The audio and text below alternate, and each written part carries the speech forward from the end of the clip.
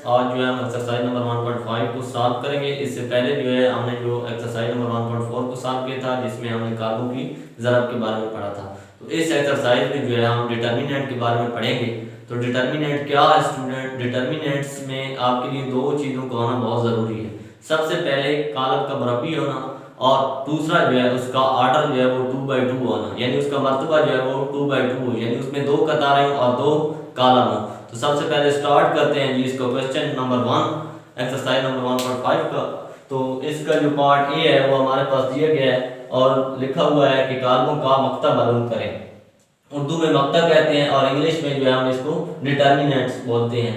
तो मकता को ज़ाहिर करने के लिए जो है हम मार्ट जो है वो यूज़ करते हैं, मार्ट यूज़ करते हैं या DET लिख देते हैं डिटर्मिनेंट को मालूम करने के लिए।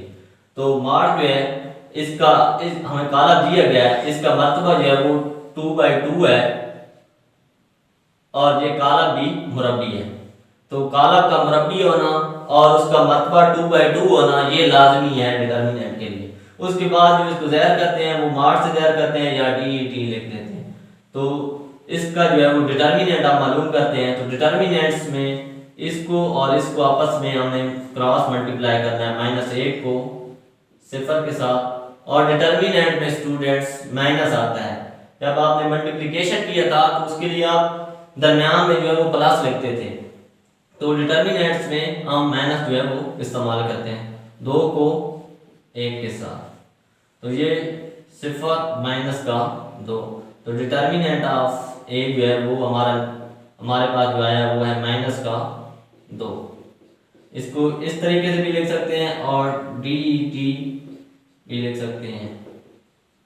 दो तरीके हैं इस डिटर्मिनेंट को लिखने के।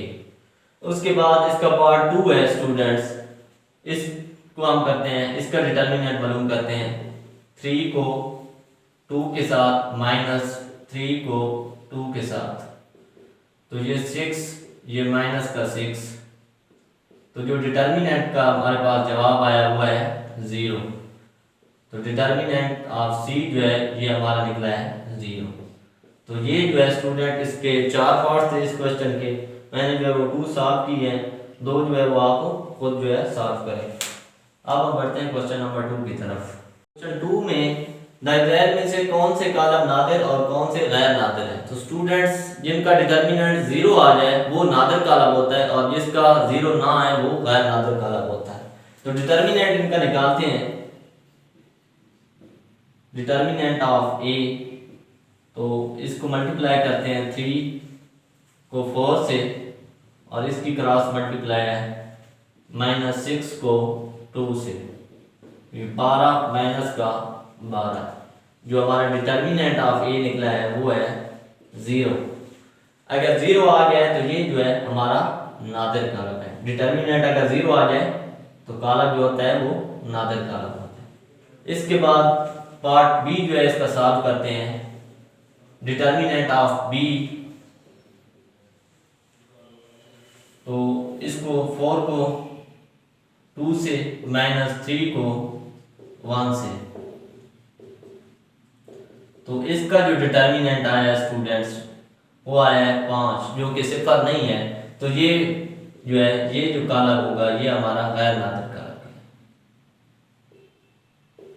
डिटर्मिनेंट 0 आ जाए तो वो नादिर होता है स्टूडेंट्स, और गैर 0 आए तो वो गैर नादिर कॉलम होता है।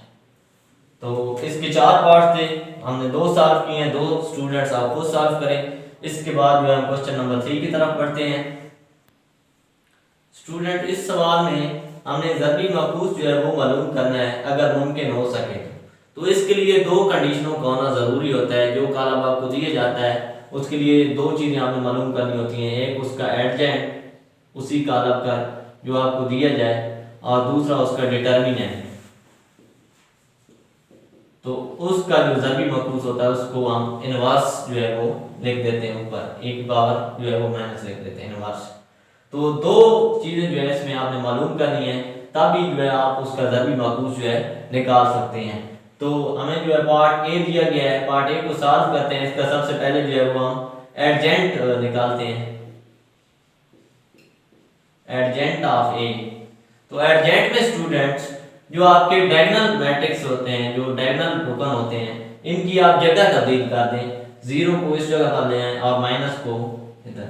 और जो नॉन डायगोनल होते हैं इनके जो है वो साइन तब्दील कर देते हैं, माइनस का 3 कर देंगे और माइनस का 2। आगे आगे से पहले से ही अगर माइनस का 2 और माइनस का 3 हो तो उनको प्लस कर देते हैं। तो ये होता है एडजेंट। एडजेंट जो है वो हमने निकाल लिया। डिटर्मिनेंट जो है वो हम निकालते हैं। तो डिटर्मिनेंट जो है इसका जो आएगा वो होगा -1 इंटू 0 -2 इंटू 3। तो ये माइनस का 6 जो है ये डिटर्मिनेंट ऑफ ए आएगा। तो इसको दर्ज कर लेते हैं। डिटर्मिनेंट जो है ए नवाज साहब ने मालूम करना है, उसी को हम ज़रबी मकूस कहते हैं। तो एडजेंट जो है वो है, उसकी वैल्यू जो हमारे पास मौजूद है 0 -3 -2 -1 और डिटर्मिनेंट ए जो है वो हमने -6 जो है वो निकाला हुआ। तो ये -6 जो है इस कालम के हर रुकन से तकसीम हो रहा है, 0 ओवर -6 -3 ओवर -6 -2 ओवर -6 -1 ओवर -6।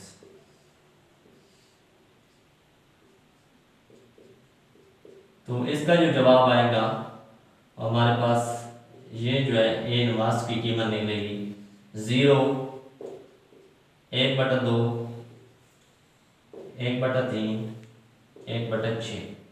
तो ये जो है जी इसका ज़रबी मकूस है। ज़रबी मकूस इसका मुमकिन हो गया था क्योंकि इसका जो डिटर्मिनेंट निकला था वो -6 निकला था। अगर डिटर्मिनेंट जो है वो 0 हो जाए तो फिर ज़रबी मकूस जो होता है वो मुमकिन नहीं होता। इसका पार्ट जो है वो सी देखते हैं। तो पार्ट सी जो है इसका डिटर्मिनेंट अभी निकाल देते हैं। डिटर्मिनेंट ऑफ सी, इसका पार्ट सी है -2 को -9 के साथ -3 को 6 के साथ, तो ये 18 माइनस का 18। तो डिटर्मिनेंट सी जो है ये 0 हो गया है। अगर डिटर्मिनेंट 0 हो जाए तो फिर इसका ज़रबी मकूस जो होता है वो मुमकिन नहीं होता। तो इस क्वेश्चन सी का जो है ये इसका ज़रबी मकूस मुमकिन नहीं है। ये नीचे आपने स्टूडेंट लिख देना है, ज़रबी मकूस मुमकिन नहीं। याद रखें आपने वो सवाल करना है अगर जिसका डिटर्मिनेंट गैर 0 हो, उसको मजीद फिर आगे आपने लेकर जाना है। इसके अंदर जो है वो दर्ज करना है एडजेंट ए और डिटर्मिनेंट ऑफ ए। ये थे क्वेश्चन 3 जो आज हमने सॉल्व किए हैं। इसके बाद जो है स्टूडेंट्स हम क्वेश्चन 4 और 5 जो है इसके याद करेंगे। उम्मीद है आपको इन सवालों की समझ आई होगी। अल्लाह हाफ़िज़।